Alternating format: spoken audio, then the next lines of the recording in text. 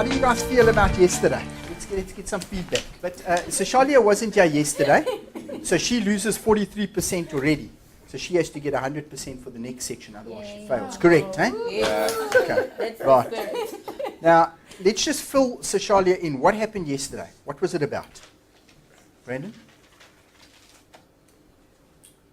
It was answering our PMA. I think the main was identify and describe a business opportunity or need that could be addressed within your organization, department, or function. Okay. And who did the homework? Who went and tried to nitpick and find the exact words that would suit their opportunity or need in defining their opportunity or need? Now, Tomby, you said you did it. Huh? You went home and you worked on it very hard. Just look at me in the eyes when you lie to me. When you lie to someone, you must look at them in the eyes. Okay. So did you do it? No, you didn't. No, you said that you had a heavy night. Bianca, you did it. Okay, well done. I Refill completed it yesterday already. Okay, refill it. No, but Hmm? I have an idea. Careful of that. I have an idea. Eh? That's what happens with finances. But What's the value of this? I don't know, but I've got an idea. It's up here somewhere. I have something in black and white. Something in black and white. Pierre, did you go through it? No, I was very, not only tired, but I had also quite a few challenges at home. Challenges at home. Yeah.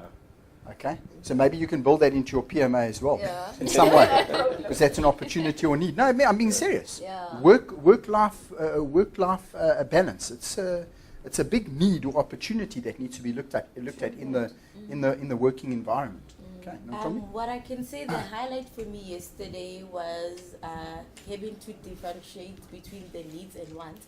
What I need might not be Refilo's need but want. Excellent. So you have to distinguish between the two. Excellent. And from an economics point of view, from a business management point of view, from a stats point of view, often those authority figures make mistakes just based on those two words, because they make assumptions that my need is going to be everybody's needs. My wants are going to be everybody's wants. And you can't make those assumptions. So just be very, very careful with that when you're presenting and when you're drawing up a particular business case. Don't make assumptions that everybody in the room is going to be on the same page as you. Thanks very, very much for that, Nantombi. Munir, what did you get out of yesterday? Anything you want to add? We're just filling Sashalia in about what happened yesterday. What was important, if anything, about yesterday? And please don't mention the food. I think the presentation with the creative criticism, obviously, that was very important. Yes. And when I learned to pestle yesterday. Okay, so you learned about pestle yesterday, but remember, from a business management, economics, and that, you should have known about it then. Did you get RPL credits, yes. RPL credits? Okay. Yes. So remember, when we talk about pestle, when we talk about SWOT, all of those things relate back to the business case, because we're going to first analyze from a SWOT or a pestle analysis point of view, and then we will formulate an opportunity or need that has arisen in that particular organization or department. Okay, so Shalia, you know what we're talking about. Okay, good. And then I said to you, the very important thing is that slide that gave you the 13 different criteria for a business case, correct? Mm-hmm. And I said to you, if you want to add something else, remember Sasha said she wants to add in guidelines. I said that's absolutely perfect as long as you cover the 13 basic steps there. Okay, everyone okay with that? Mm-hmm. Now just look at the slide that I've got up here, and I just want to spend some time on it. Welcome to a day of interactive learning. Who can tell me what is it that I do up here? Please don't say nothing. Excellent. What is the difference between facilitation as opposed to lecturing? And I'm glad nobody said lecturing, because I'm not a lecturer. It's more interactive as opposed to just talking. Excellent. And that's what I want you guys to get or to try to aim to do during your presentation process. Because it's not about lecturing. Has anybody been to a lecture here before? I have. Okay, Wits University, when we're at university or whatever. And you do sometimes have a lecture when you've got an authority figure standing up here, and they will lecture to you and they'll say, this is the way it is. And it's literally like a tabula rasa kind of situation. What is tabula rasa, Sashalia? Just like a parrot, I guess. Not like a parrot, that's verbatim, tabula rasa. They basically say that's how kids learn. Okay, so tabula rasa is dates back to ancient Roman times, and it means a blank slate. So literally, it's like a sponge, and you just soak up everything that I say because I'm the lecturer, and you're not allowed to ask any questions. Correct? And I'm basically imparting my knowledge onto you, and you're just absorbing and accepting everything I say. Okay, now that's problematic. Because who remembers the particular gent by the name of Tony Milgram in the 60s? Educational, well, he wasn't really education, he was a behavioral psychologist. Have I shared this with you? Now, Tony Milgram, what he was basically trying to find out is he did a couple of experiments in the 60s. Do you mind if I sit? And what he chatted about, what he wanted to find out, and just listen to the observation he wanted to try and prove. Is it possible that good people can do bad things? So think about Nazi Germany. Think about apartheid. Do you think everybody in apartheid? Do you think all the Germans in the Second World War were bad people? I don't think so. Okay. Do you think it's not aimed at you? Do you think all Muslim people are terrorists? No. Because there's this ignorance out there. Correct, Muni? That and that's very, very wrong. So what he aimed to prove was, can good people do bad things? So what he did is he set up this experiment, and he had Bianca coming in off the street, in other words, as an unknown person, and he had myself in another room, and I was the actor, and Bianca didn't know anything about the particular situation. And Bianca was asked to read questions to me, and if I got the question wrong, she would press a button, and it would shock me. So she never saw me being in pain, but she heard my pain. So what would happen, she would be in a room. Are you familiar with the experiment now? Okay, so it would be two separate rooms. Sorry, I haven't switched my phone off. Sorry, guys. And she would be asking me questions. I'm going to switch off my phone. There we go. Okay. Do you notice what I've got on my wrist today? I left it with my phone. Okay, and she would be asking me questions. I got something wrong. She would press a button. And I would go, ow. And she would realize, hang on a second, by me pressing that button, I'm actually hurting the guy next door. I don't know this person, but I'm actually hurting this person. So from an ethical point of view, now it's a little bit of a conundrum. Because now she realizes that by doing that, I'm actually hurting someone. And what Tony Milgram found is he stood there in a white coat, authority figure, correct? He would stand next to the person would be getting upset, and he would say, it's fine, Rafilwe, just carry on pressing the button. And Rafilwe would say, I can't, I'm hurting the person next door. And he would say to Rafilwe, I will take full responsibility for it. And she would say, are you sure you're going to take full responsibility? And he said, yes, I will take all the responsibility. Because he was in a white coat, an authority figure. And what was scary about this particular experiment is he proved that 50% of the people would shock the people to death. Just because there was an authority figure standing next to them saying, it's okay, I will take responsibility for it. Now think about Nazi Germany, think about apartheid, think about all the bad atrocities that have happened in the world. I don't believe that all the people were bad. From an intimidation point, I'm not justifying anything, guys, but it's a scary thought, okay? So it comes back to facilitation and presentation as well. So you don't want to lecture to people, you actually want to get feedback from them. You want to create a scenario that if they feel uncomfortable about something and they don't want to press that button, they can actually put up their hand and say, you know what, I actually don't agree with you. What about this? What about that? And that's what facilitation is about. It's not about an authority figure standing up and imparting their knowledge to a group of people. It's about people getting together and coming up with possible solutions and the thinking behind those solutions. Okay, and allowing everybody to have a voice around that particular table. Does that make sense, guys? Quite a scary experiment, eh? And it relates back to stats, it relates back to economics and to business management as well. Okay, when good people can do bad things. So interactive learning. Remember, it comes back to, what was that thing I spoke to you again and again about yesterday? From a presentation point of view, it comes about knowing your audience. So you cannot have an interactive discussion with somebody if you don't know your audience. If I've never conversed with Bianca, it's going to be very difficult for me to try and start up a conversation, correct? So I need to do some groundwork before the time. I need to find a little bit out about Munir. As I said, I don't have to find out what his girlfriend's name is. You don't have to get so involved. But just from a cultural point of view, from a beliefs point of view, from an understanding of the business point of view, just understand where your audience is. So Charlie, do you agree with that? Okay. So remember, just try to understand the people that you're going to be presenting to. Why is that so important? We chatted about it yesterday, but let's hear. Why is it so important that you understand the people that you're going to be presenting to? Well, the purpose is to actually sell an idea. You want it to have a positive outcome. And if you don't understand and know your audience, chances are you would actually represent something in a way that is spoken in a language which is not understandable by everyone, or Okay. to be offensive to other And people. True. also, Yeah. one of the reasons we say that you should know your audience better in order to avoid hating them or maybe Offending. offending them. Offending them, definitely. Okay, remember we spoke about if you have a Muslim person in the group, or a Jewish person in the group, or a Christian person, or a Hindu person, and you're talking about religious holidays or whatever, you need to just be tolerant of the people that are sitting around that particular table. Okay, just be aware of the different personalities and the difference. What was that word I spoke about yesterday that's so important?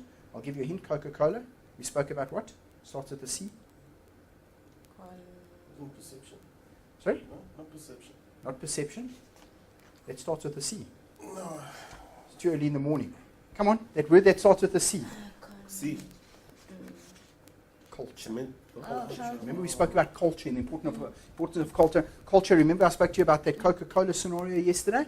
And I said the old lady who phoned up and she said she was very upset about Coca-Cola. And he said, well, when last did you have a Coke? And she said, 25 years ago. So it wasn't even about the taste of Coca-Cola, it was about around the culture of Coca-Cola. Okay? So interactive learning, getting your audience to come into that particular discussion. And I want to just look at Kolb's learning cycle first. Now, according to Kolb, adults, okay, learn, a model for adult learning from David Kolb. Okay, you don't have to agree with it, but concrete experience. Now, what do you think concrete experience means? Knowing something like your stove. Experiment. Knowing something like your stove, experimental. Like if your dad, like as a baby, you don't know, okay, a stove is hot until you actually touch it. It's It's practical. the same as getting Practical your experience. You don't know.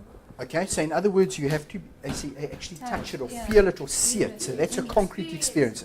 So a concrete experience is if I say to you, take this, have you ever seen a book before? No? Okay, you pick it up, you open up, okay, now I understand what a book is because I've got a concrete experience. I've seen it, I've literally smelt it, I've opened it, I can feel it, I've touched it, and I've basically engaged with it. So that's what concrete experience is about.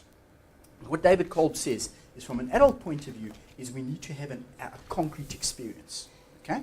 Then from there, we move into actively experiment. So with the book, what are we doing? We're picking it up, we're opening it up, we're seeing how big is it, how small is it heavy, how do we work with it?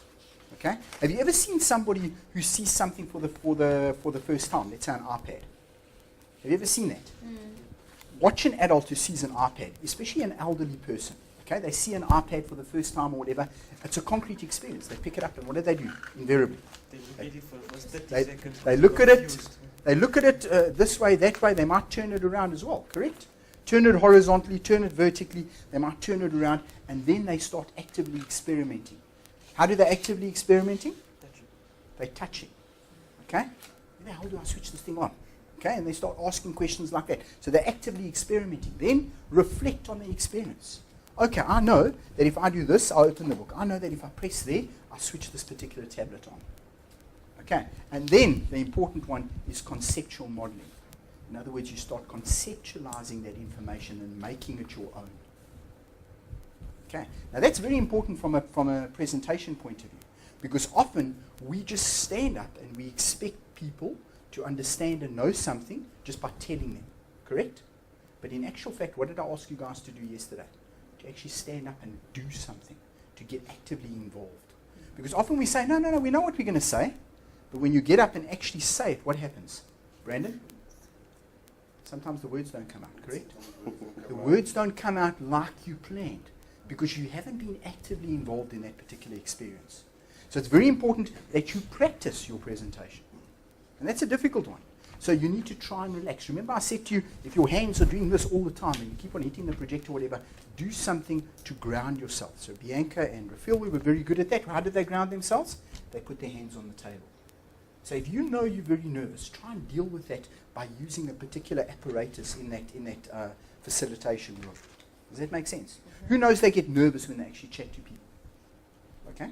Okay, so how do you deal with it? Have you got certain ways of dealing with it? Yes, I do. How do you, okay, let's hear, if you don't mind sharing with us. Okay.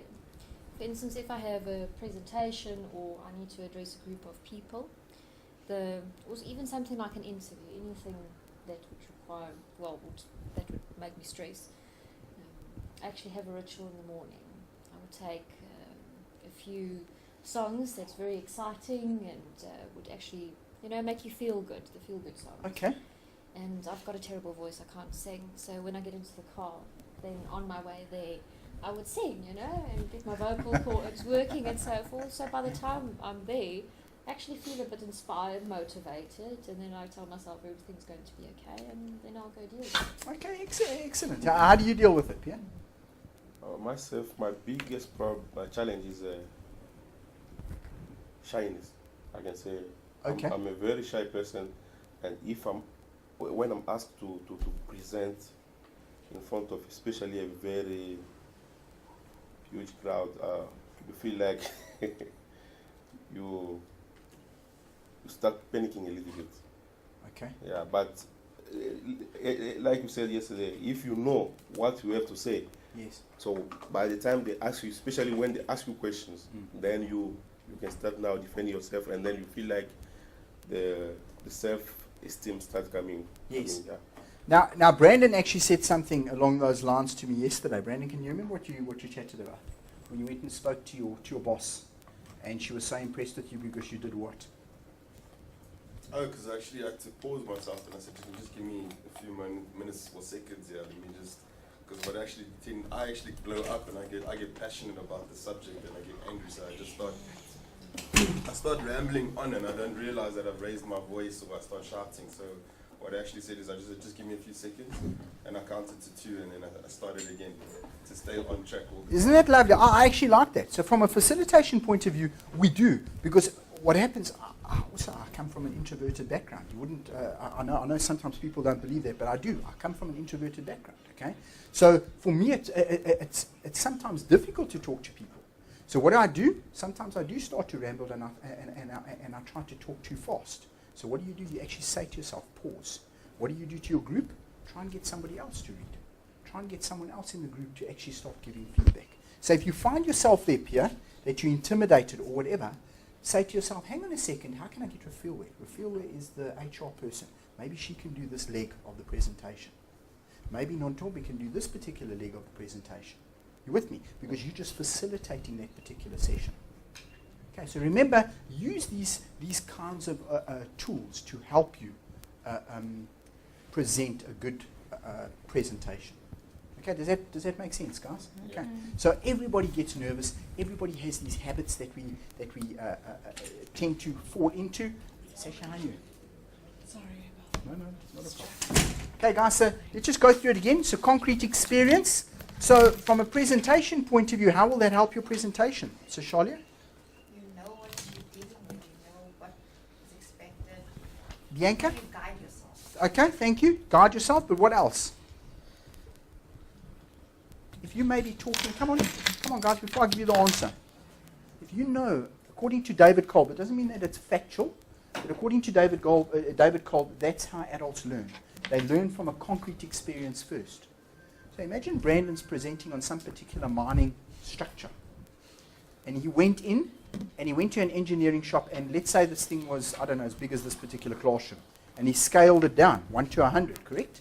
And he said, listen, I want 10 of these particular formats, so that well, not 10, maybe 10's too much, but 2 of these particular structures, scale down 1 to 100, so that the people in the particular group can actually feel it, because now it's something concrete. It's not just something I'm talking about.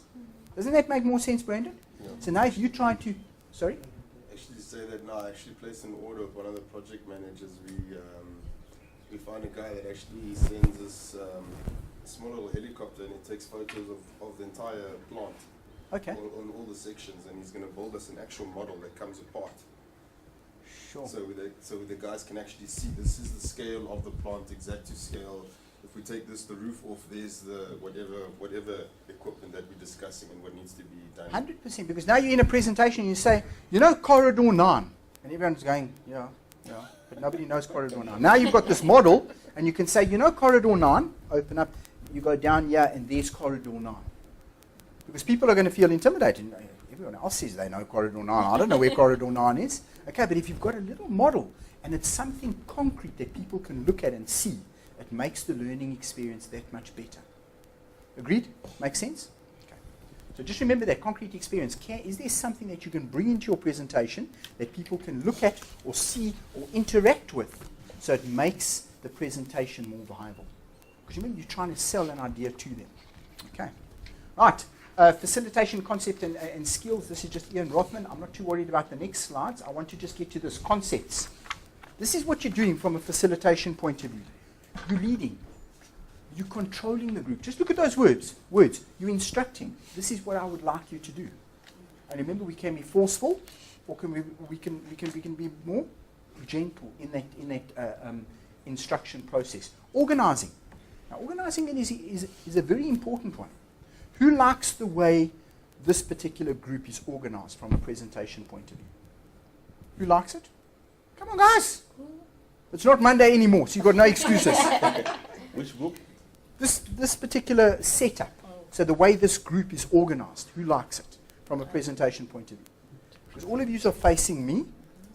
Okay, who doesn't like it? And the other people are just sitting on the fence. Come on, guys, give me feedback. Brandon? I like it. Do you like it? I'm happy with it. I'm not 100% crazy about it.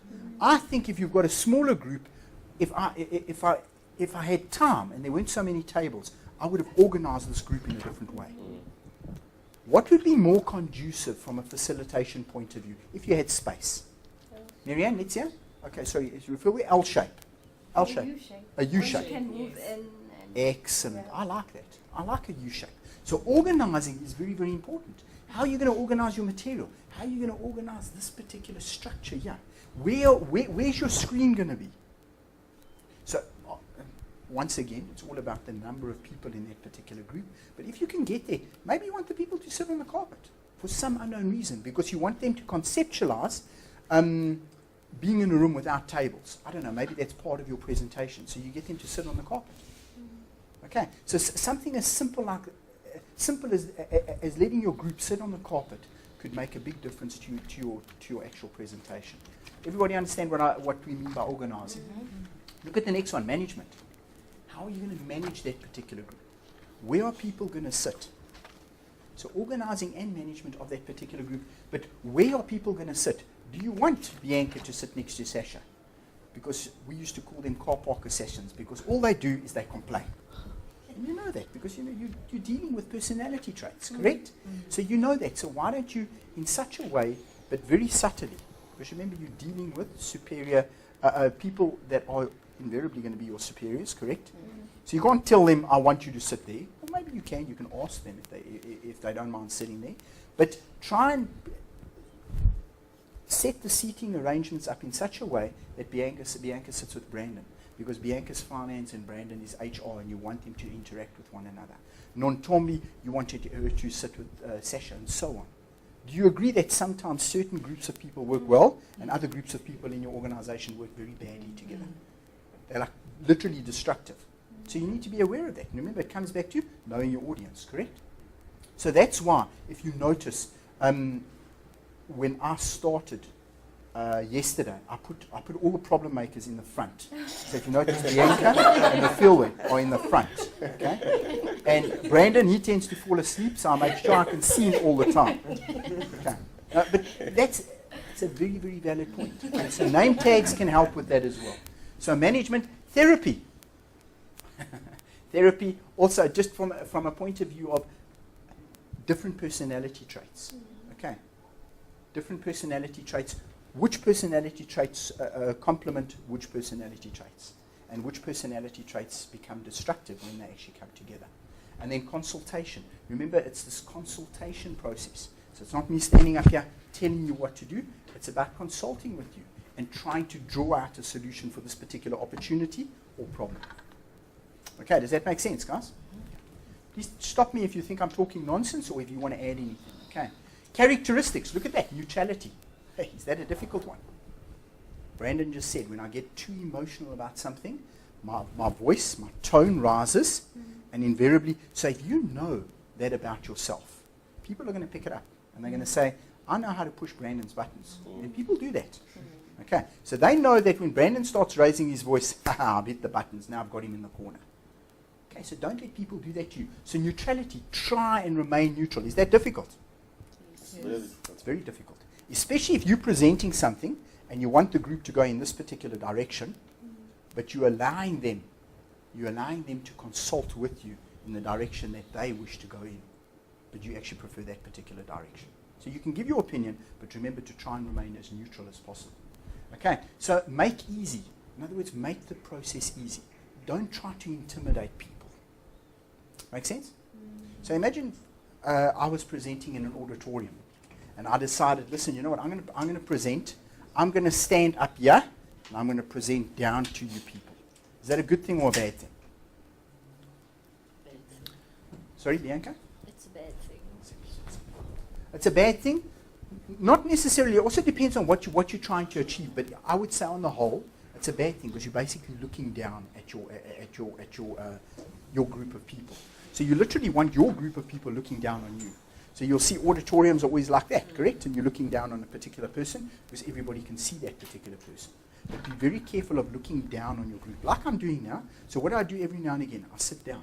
Why? Because then I'm eye level with you people. Okay, so sitting down, being part of a group, and that's why I'm saying often a U-shape works better as well, because then literally you're making yourself part of that group as well. Make sense, guys? Okay. So helping, proactive, focus on processes, and then that reflection process. What do we think? What do you think, Marianne? What do you think, Sydney? Asking the people to give you feedback all the time. Okay. So importance of facilitation, it helps people to cope with change. Remember we spoke about Codrington yesterday? The 9 key workforce trends? First time ever in history, 4 different generations working together. And we spoke about that, okay, that resistance to change. So it actually helps people to cope with that particular change. Remember Rafiel shared with us yesterday, and she said, Ventersdorp, what is the name? Oh, okay, you don't even have to mention the man's name, but obviously an Afrikaans gentleman, elderly gentleman. So generation conflict. So we might have thought, maybe this person's being racist, but I think it was more than that. It was a generation conflict. What is this young lighty got to teach me?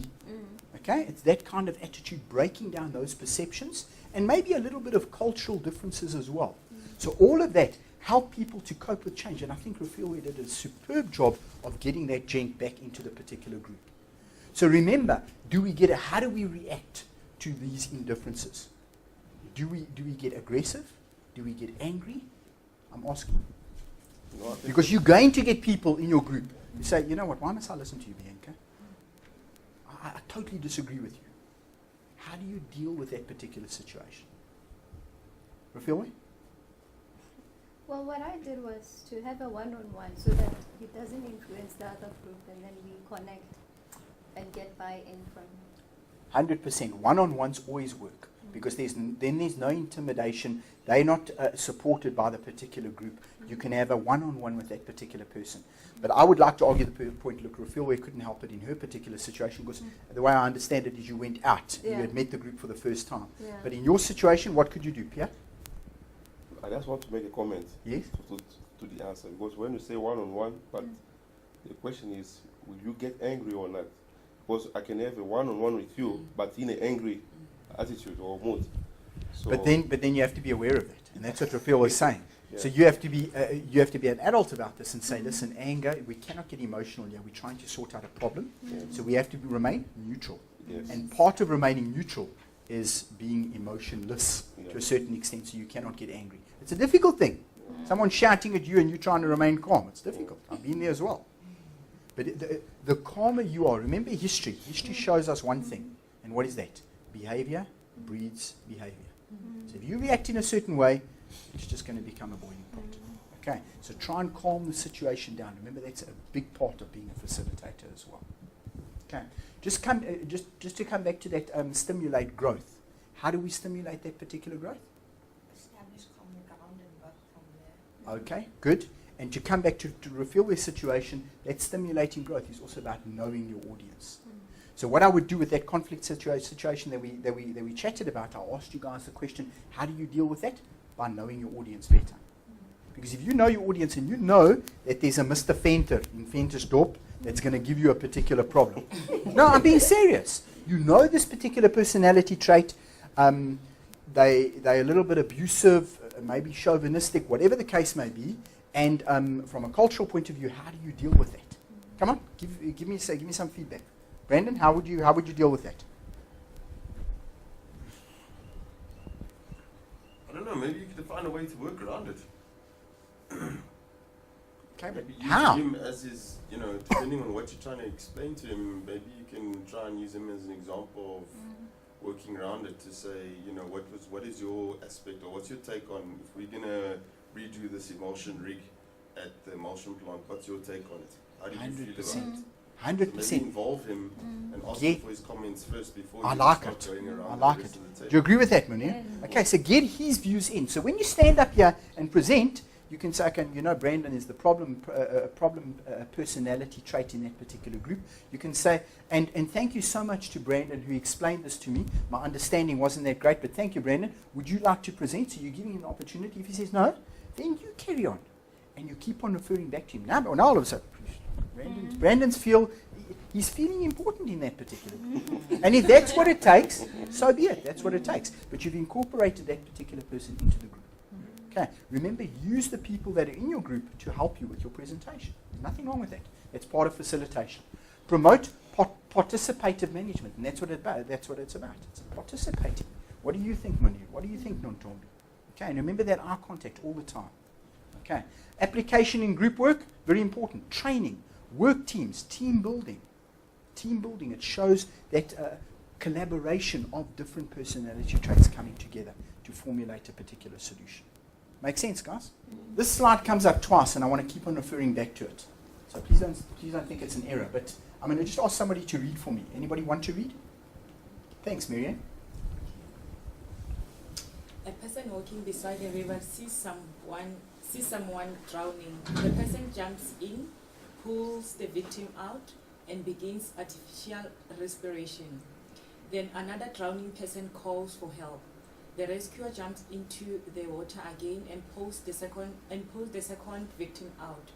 This process repeats itself several times until finally, much to the amazement of the bystanders who gathered to watch the drama, the rescuer, even though the screams, I can't see, it's far. Okay, given how Yet. the screams Of yet another victim. Can be.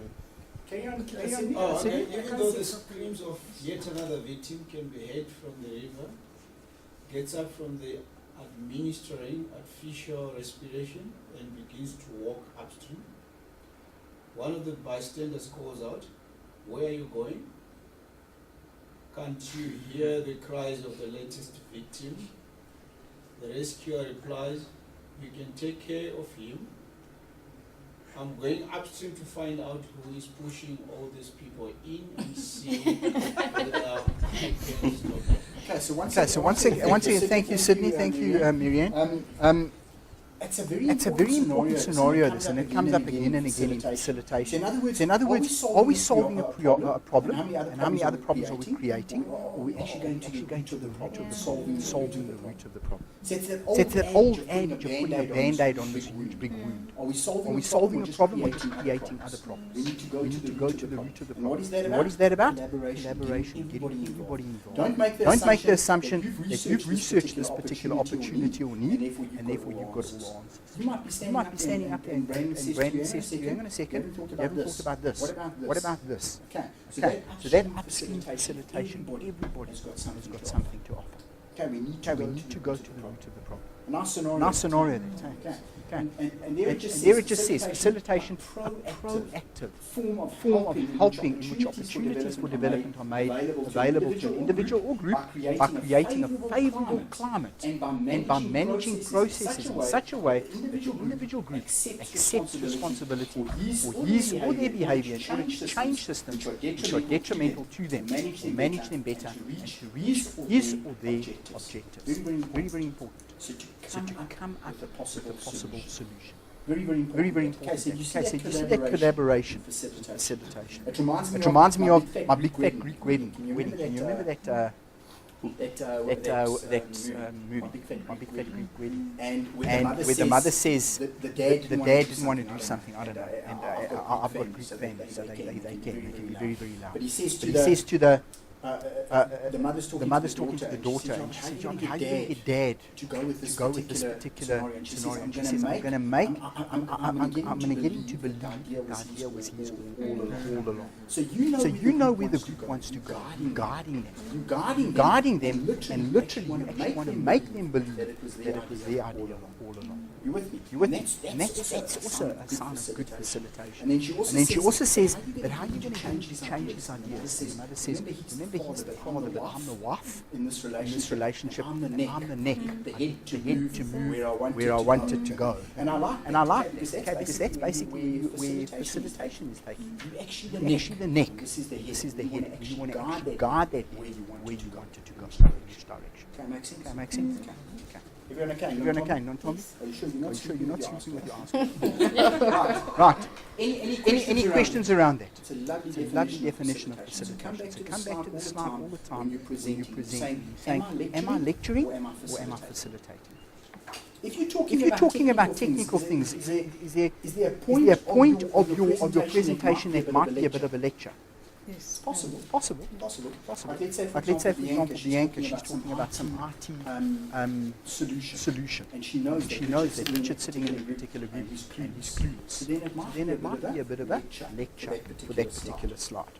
Okay, you got me. Right. Focus on processes. Focus on how and why. How are we going to achieve our objective? Why are we going to achieve our objective? As a result of achieving this particular opportunity or this particular need. Look at the next one. Not too much process feedback. It's about that thinking behind getting to the solution. That's very, very important. Remember Mae Jemison? I said to you yesterday that they involved in this process of sending people the first spacecraft outside our star system. That's crazy thinking, guys. So she says it's not when they're going to do it, it's how and why they're going to do it. So they're not even dealing with the when yet. It's how and why. Interesting, eh? Okay. So it's just that thinking behind that particular process that makes it so important. So neutrality, very, very important. Do not give an opinion on a task. Now, I agree with that, but I also disagree with it. You'd like to add some feedback.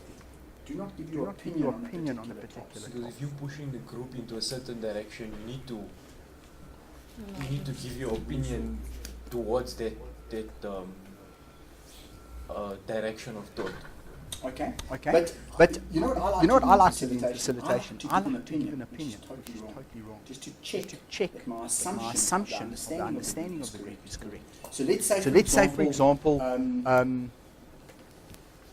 all of you did finance, correct? I make a statement like this, and I say to you, revenue is equal to profit is cash in the bank, right? Just write it down. Revenue equals profit equals cash in the bank. Can I get the people to write it down? Authority figure. I'm lecturing now, and I'm telling you this is what it is. So listen to it again. Revenue is equal to profit equal to cash in the bank. Wrong or right? Wrong. Many companies fail as a result of that. Because revenue is coming in. As it's coming in, they're spending because they're seeing cash in the bank, which is profit. And it's not profit because we haven't paid our expenses. Interesting. But what I do in this particular module is I get the learners to actually write it down. So I say them write it down, and we take literally a minute and they write it down. Say right now, take a red pen, put a big cross through it. Because that's wrong. But it's very important that you realize that, because that's where financial atrocities and fraud happens. Because revenue, people see revenue as profit, as cash in the bank. Okay, does that make sense? So that's one way of facilitation as well. To make a statement that is false, and you're testing your particular group. Because now I've got a starting point. I can say, okay, I made an assumption that the group had an understanding of this particular concept, but they don't. Okay, then I can go back. Maybe talk slower. If someone Brandon says, no, Richard, that's nonsense. Straight away, I know that this particular group is at that particular level. You with me? So you can put these false statements in as well, just to test the group as well. Okay. Just be aware of that as well. Okay, so do not give opinion on a task. I agree with it to a certain extent from a neutrality point of view, but sometimes it's good to give an opinion. Sometimes it can be a false opinion just to get the reaction of the group that you want. Like if we were sitting in a group here and I said all black people are bad. You could make a statement like that, okay, that's really unfounded, and just to get a reaction and to get the groups talking about a particular subject. Okay, so make it easy to communicate. Make it easy to communicate. How do you think you're going to make it easier for a group to communicate? Brandon?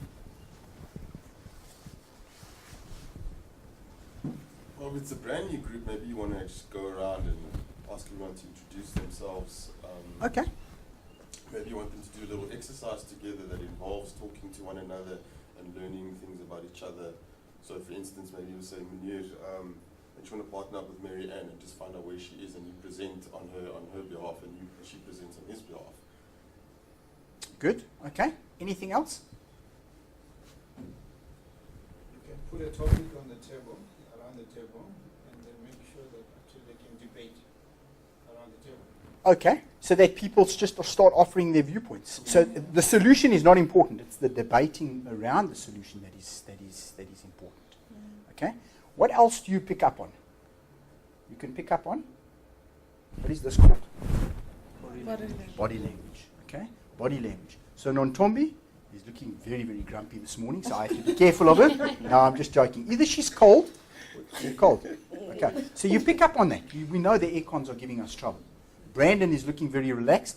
Munir looks a little bit bored. Okay, so we have to pick up on that. Sydney looks like he's the president of South Africa. Sasha looks like she's had a tough time with her child. You're not. Okay, you look tired as well. Mary Ann looks like she's recovering a little bit better from her party. Okay, so all of these things. Sasha looks the freshest of all of us because she wasn't here yesterday. Okay, so all of these things. But guys, one thing I want you to be aware of as well. And not that I'm very good at this, but I'm fairly good at it because of my teaching background. I come from teaching kids as well. Now, if you look at Rafilwe, just the way she's sitting in that, I know I can go and I can put my arm on her shoulder. And not from, you have to be very careful about this, okay? But from an intimidation point of view, from opening up, you don't really mind that, eh? But now I know I can't do it with Bianca. Yeah, sure. So, and that doesn't mean there's anything wrong with Bianca. Doesn't mean that at all. But from a facilitation point of view, you have to be able to pick up body language in a particular group. Brandon, I know he's a kind of open guy because of the way he's sitting. So if I went and I put his hand on his shoulder, okay, he wouldn't be too comfortable with it, and I know that.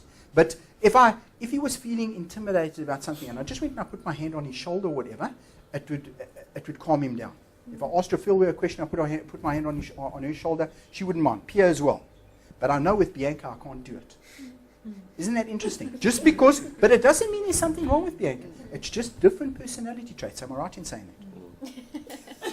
Am I right in saying that? Because you're going to feel uncomfortable, correct? Yeah.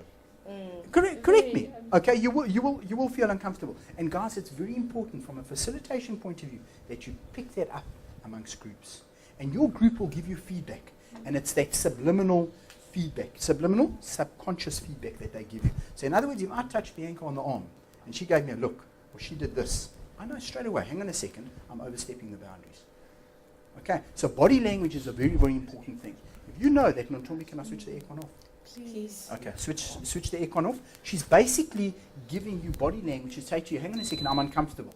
This is not a conducive situation. Okay, so remember to pick up on that body language. Okay, so make it easier to communicate. If you're making somebody feel uncomfortable, whatever you're doing, stop it. Okay, otherwise it's not going to really be a conducive relationship that you're going to create. Integrate message. Integrate that message means what? Bring it together. Bringing it together. Very, very important. Okay. Note own unresolved power needs. I'm so annoyed with Mary Ann. Oh, I've got such a problem. She always wants to put me down. Da, da, da, da. Guys, you need to put that in the back. This is a group. You're trying to come up with a particular solution. So you need to put your own power needs away at the back. This isn't about you. Okay. And that's a difficult thing. Have you been there where you're presenting to somebody and you know, oh, Sydney, every time I present to Sydney, and you've got this particular problem with a particular individual, you need to overcome that. Yeah, And only you can do that. You know what I'm talking about. People with same traits, like if they're too extroverted, when someone is talking, they always want to put something It's in. this or power struggle. then it becomes a conversation between the two people in the room, unlike a whole group. How do you deal with that? That's actually a good point. Now you've got two people, there's a power struggle going on in your group. How do you deal with that? And you've only got another 5 minutes left of your presentation. And they're taking over. Brandon wants to give his side of the story, and Ntombi wants to tell you her side of the story. And it's all about power. Because it happens around a table. How do you deal with that Insult situation? them both and let them sit quietly. Sorry? Insult them both and let them sit quietly. Insult them both. That's a tie. Oh, I wouldn't do that. Sorry? You must step in by telling them to put that topic aside and then carry on, move on. Or Okay. you could even just take control of it and say, well, unpack this a little bit. Let's just finish this. 100%. You need to control it. Remember, from a facilitation point of view, that's your job. You're controlling this particular situation. But it's very situational, that particular scenario, because every group is going to be different. Because sometimes you get very, very strong characters in a particular group, and to get them to stop talking, it's a little bit difficult. But that comes back to what? Knowing your audience. Because you also acknowledge them. Just say, I hear you guys, But we've only got another 5 minutes in me. Only got another 5 minutes. There we go. We'll discuss this later. I Move know on to this. it's a valid point. So you've actually controlled the situation, but it also comes back to what I said: knowing your audience. So if you know this is a contentious issue, Marianne's going to get out of hand, and so is Brandon. You need to maybe try and guide the group in a different direction, because this isn't the platform for this particular discussion. Okay, makes sense, guys. So once again, integrate messages comes back to knowing your audience. Note, and that one, unresolved power needs. Allow freedom of choice. It's a tough one. Allow freedom of choice, even if you disagree with somebody. Imagine you're sitting in a group. You're a Christian. There's a Muslim person. There's a Jewish person, an atheist, and an agnostic. Do you know what agnostic is? Like a non-believer, in other words.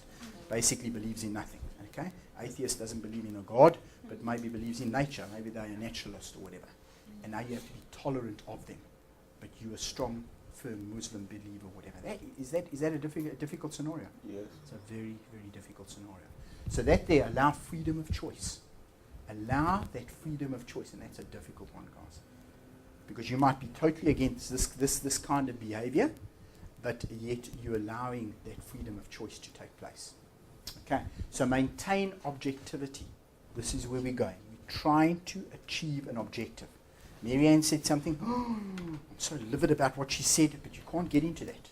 You need to remain neutral and move on. So maintain that objectivity. Okay, what was the object of having this particular presentation? Okay, come back to that particular slide all the time. Make sense, guys? You guys seem very tired today. You need coffee. Okay, unfortunately we can't go down now because it's busy again, and they've said only 10 o'clock. Okay, that's also a very valid point from a presentation point of view. You need to pick up on your presentation. You see why I don't like this format? Because Shali is laying on the desk now because she's waiting to see me. You see what I'm saying? Okay, so it's not conducive. And then Bianca, because she doesn't like being around people, I find when I go that side, I have to be careful I don't intimidate Bianca as well. Okay, so always be aware of this. Pick this up as well. But also pick up on your group's energy levels as well. I can see you guys are tired. We had a rough day yesterday. It's the end of the year. So pick up on all of these things. You don't want to waste people's time. Okay, makes sense, guys? All right, let's look at the next one. Intervention. What does that word tell you, Sydney? To intervene. To be an ombudsman, to be a middle person, to be involved, something. Right, okay. Anybody else want to add something? Intervention? Bianca? Maybe to be adaptable in situations. I like that, adaptable. That's a nice synonym of intervention, okay? To be adaptable. But also, another synonym might be to take control. Yes, or bring some kind of solution to the problem. Bring some kind of solution. So if you see that your group is going off the tracks a little bit, you need to intervene and bring them back. So it comes back to those different personality traits. Rafielwe and Munir are head on head, and there's this power struggle going on in this particular presentation. You need to intervene and bring the group back on track. Okay, so no prescribed facilitation style. What are they saying there? It depends on the situation.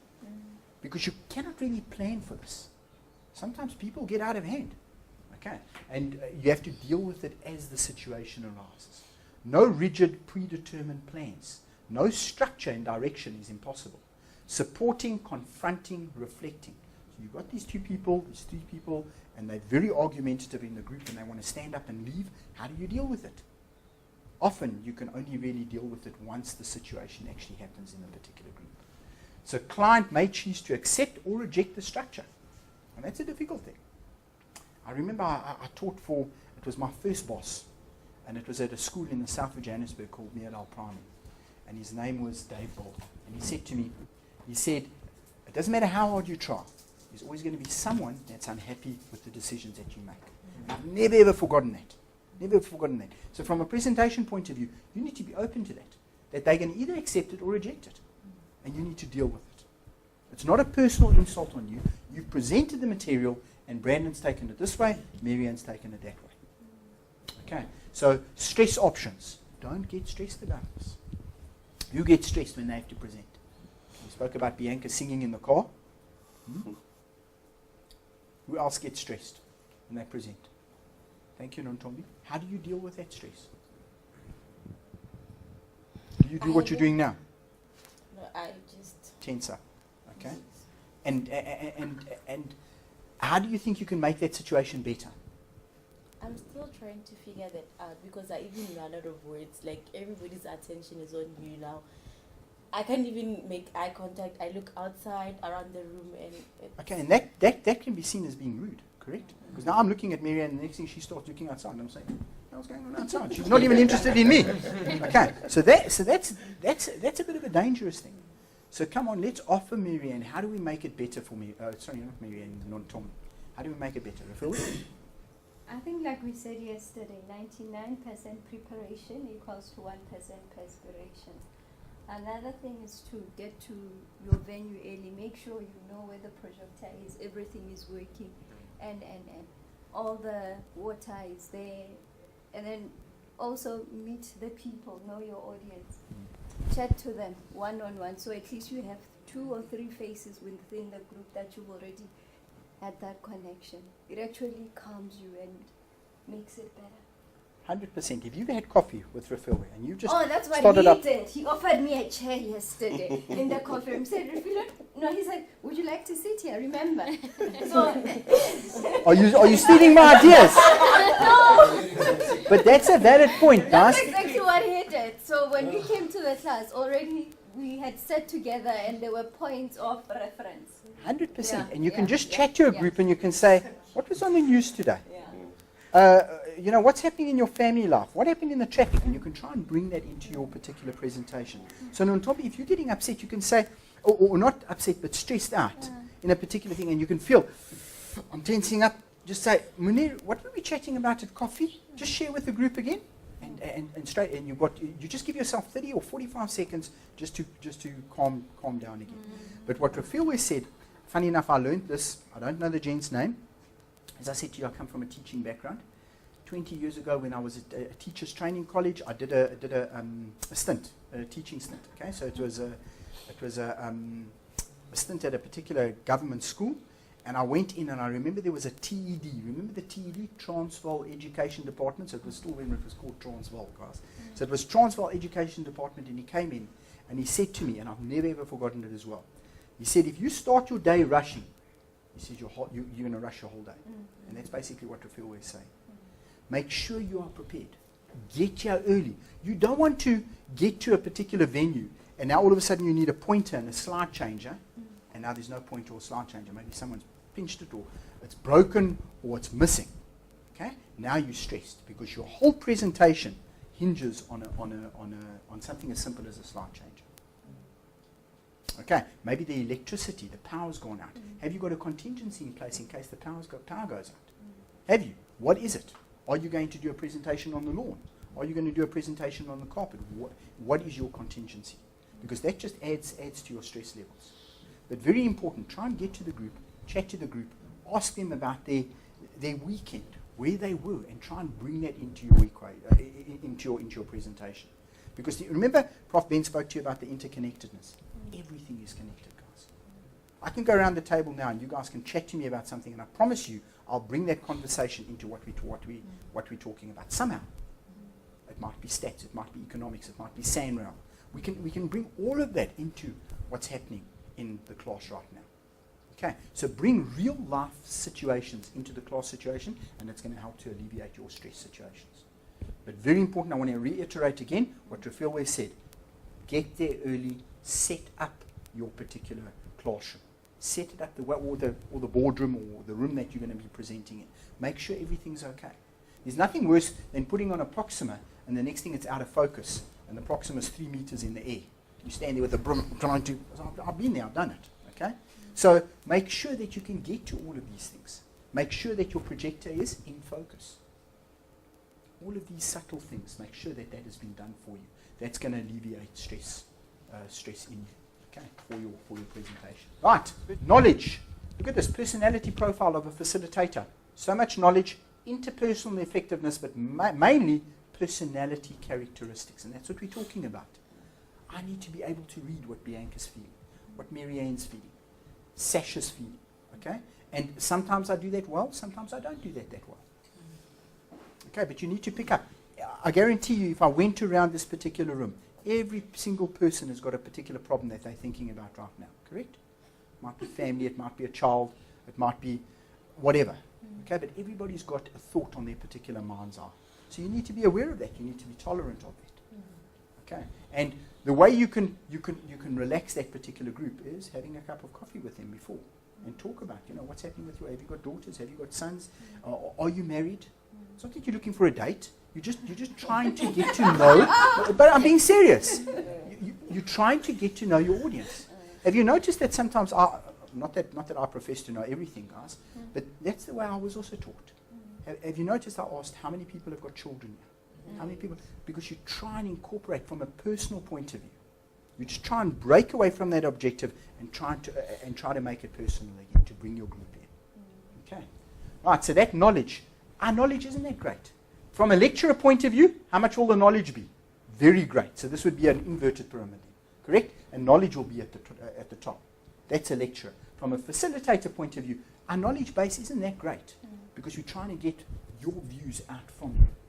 Okay. From that, interpersonal effectiveness, are we very effective to get information out? We hope so, from a facilitating point of view. And then personality characteristics, can we pick up on those? Hopefully we do that relatively well, because that's going to determine whether our presentation is good or not. Okay, nice little structure just to keep in mind. Okay, that's what we're aiming to do. And a lot of people think facilitation is this large base of knowledge. That's why I said to you yesterday, go onto Google and on News 24 and look at, because I don't know everything. I want you to look for the information and to actually present the information. Okay, right.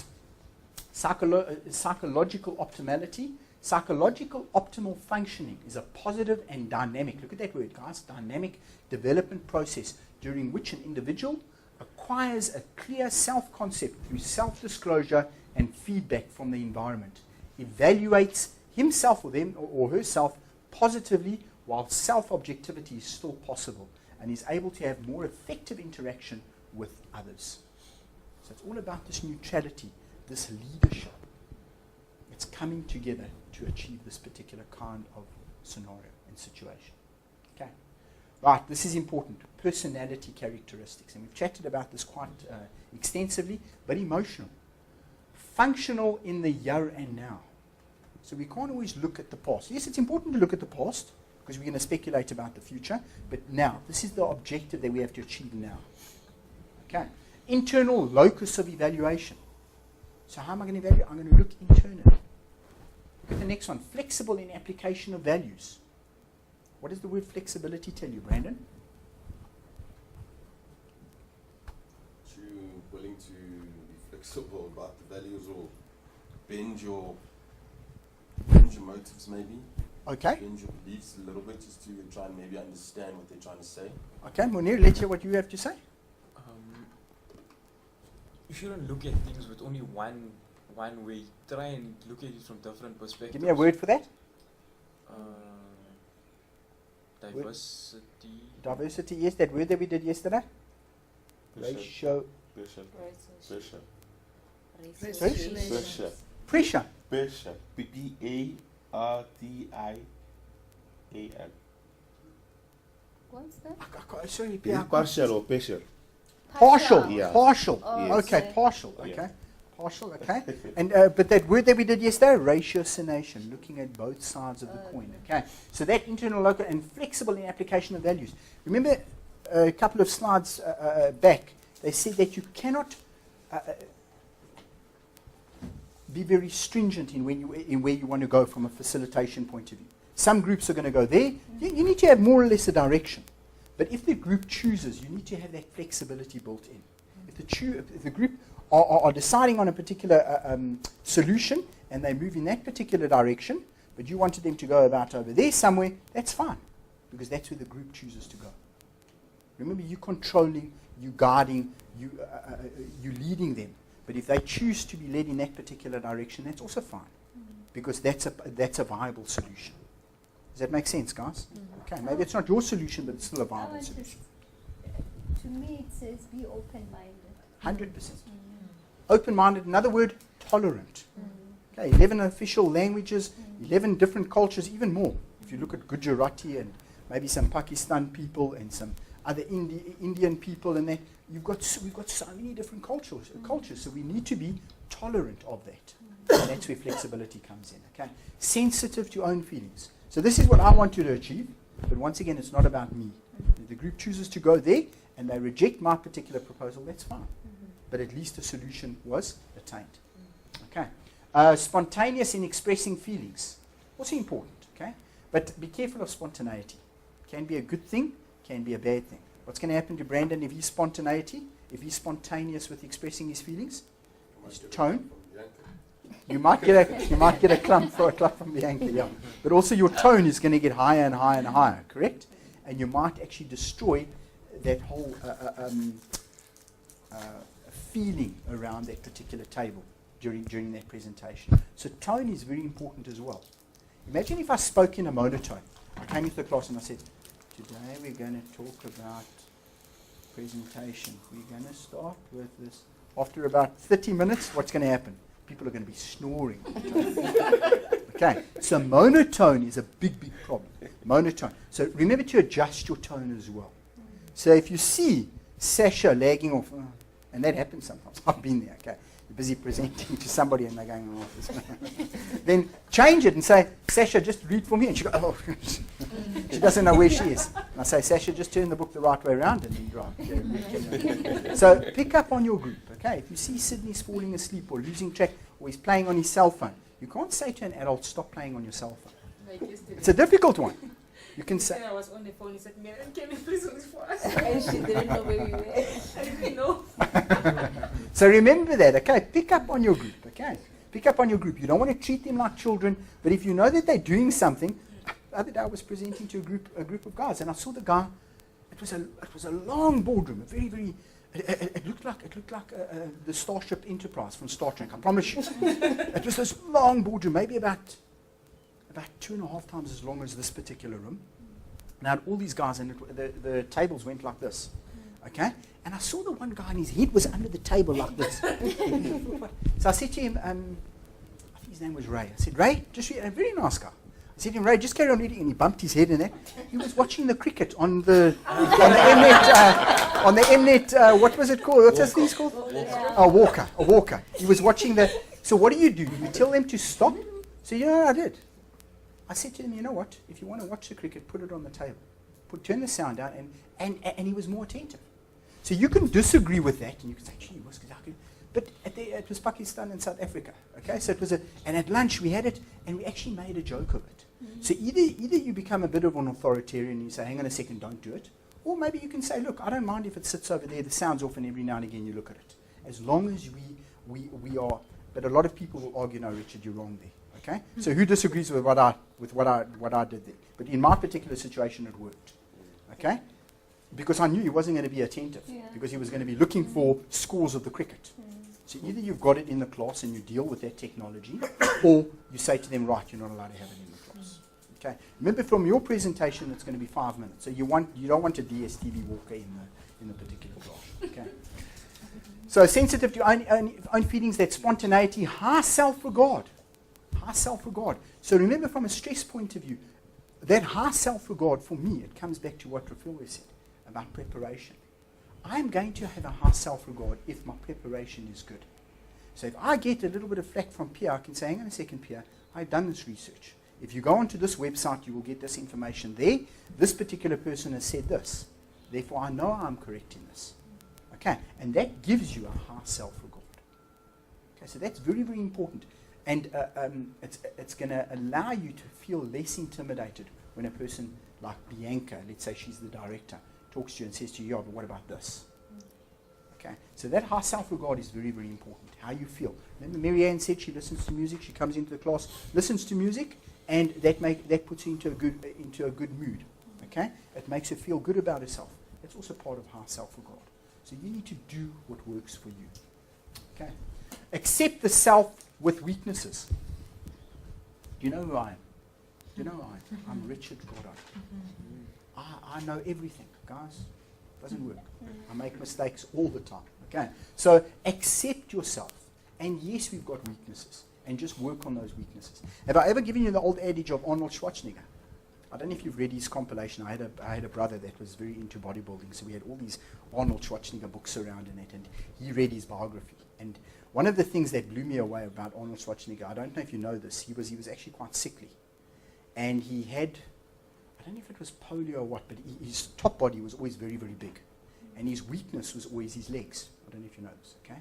So what he did in his biography, he says that he went into the gym and he said, you know what, I'm going to turn a weakness into a strength. And he went in and he trained and trained and trained. And he turned his weakness into his strength, and as a result of his legs and his bodily structure, he was in uniformity. And he won 5 Mr. Olympias. I don't know, but I think when I stopped reading, he won 5. I don't know if he ever won more. But the point I'm making is that we never ever see that from a accept the self with weaknesses. If we know that we have a weakness, try and turn that weakness into a strength. So you know you're an introvert and you battle to talk to people. Go out there and force those situations on yourself. So say, I really don't want to talk to Pierre and that, but okay, I'm going to go and I'm going to network. And you go and you network. And you try and change that particular behavior. Who's been in those situations before? Where they know they're not good at networking, but they actually force themselves to do things, and you actually benefit from it. Correct, Brandon? Yeah. And it becomes easier and easier. Correct? So it's like driving a car. Those kinds of habits become habitual. Do you know what I mean by the word habitual? So we start doing it without even thinking about it anymore. Okay, Nontombi? Nontombi, I don't expect you to believe me. But when I was in Standard 2, okay, so it was grade 4. When I was in Standard 2, I used to stutter. And I had a speech impediment, a severe speech impediment. And I was so intimidated about talking to people. Teachers knew that I had problems. And what they would do is they would say, you know, teachers come into class and they say, who'd like to go to Mr. Brandon to just give him a message? Everyone puts up their hand, correct? I would hide under the table. I did not want to go speak to Mr. Brandon because I was too intimidated. I was far too scared.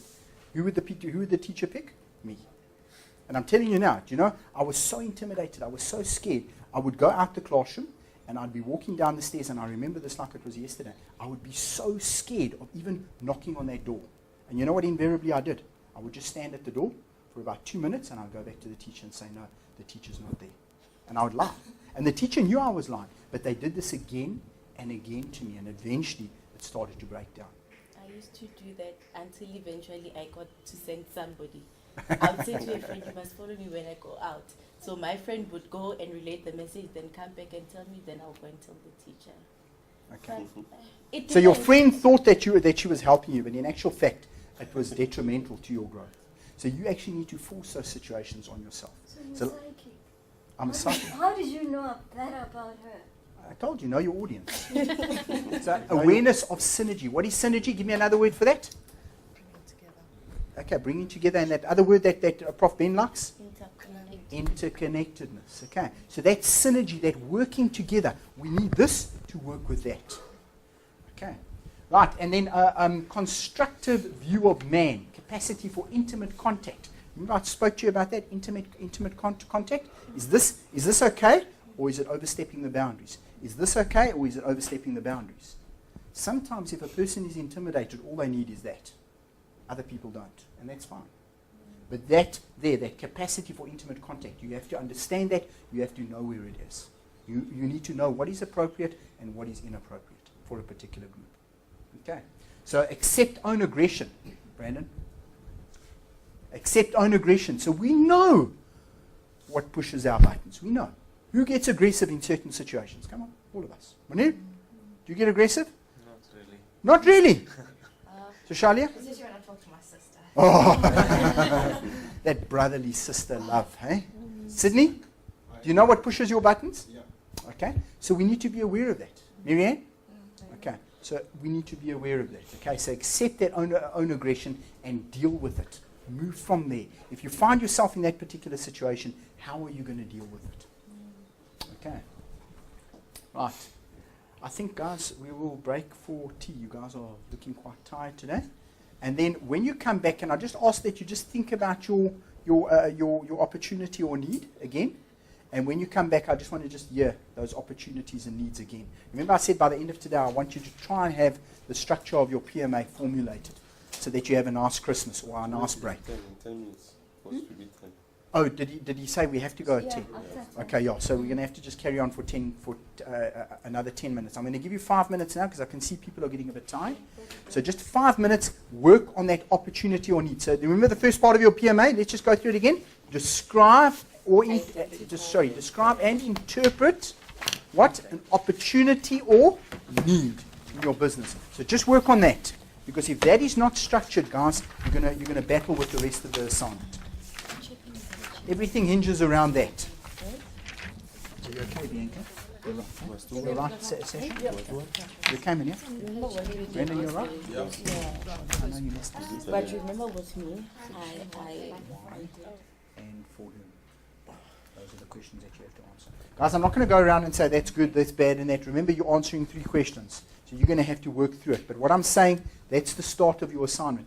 Do you see that your assignment will either fail or do well just by that one statement? Because everything else is structured around that one statement.